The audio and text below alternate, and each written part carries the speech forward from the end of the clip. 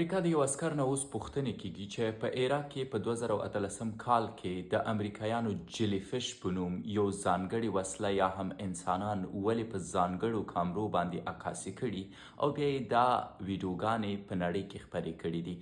څو شیانو باید تاسو پوه کړم. لومړی، په امریکا کې یا د امریکایي عساکرو سره ځینې کمرې دي چې هغه انځور تاسو ته نه ښیي، بلکې هر هغه شی تاسو ته ښیي چې حرارت ولري. زموږ وجود هم حرارت لري، هر ژوندی موجود حرارت لري او هر هغه څه چې حرارت ولري په دې کمرو کې تاسو ته ښیي.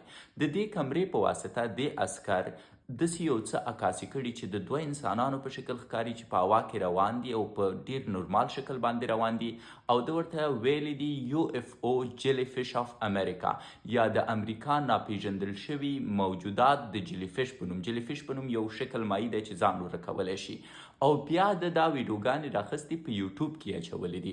اوس د ده نه څېړنه کیږي چې داسې یو کار یې ولې کړی دی او د دې پټ موجود په اړه چې څه شی دی باید معلومات ورکړي. په نړۍ کې د جاسوسۍ متخصصین د دې ویډیو په اړه بحث کوي. دا ویډیو کې کوم شکل چې لیدل کیږي د اوبو د نږدې کېدو سره خپل حالت بدلوي، د ځمکې د نږدې کېدو سره خپل حالت بدلوي، د اشیاو د نږدې کېدو سره خپل حالت بدلوي. او جالبه خبره دا ده چې ټول وایي موږ نه پوهېږو دا څه دي. د امریکا د دفاعي برخې نه چې کله پوښتنه شوې ده، هغوی په ساده شکل په دې اړه ویلي دي چې نو کومنټ یا موږ هیڅ نظر نه لرو. اما دا بیچاره اوس بیول شوی دی زندان ته، او تر نه به په راتلونکي کې څېړنې کیږي چې ولې داسې ویډیو خپره کړې. زه خپل هم شخصا نه پوهېږم چې دا موجود څه شی دی او ولې په عراق کې کارول شوی دی.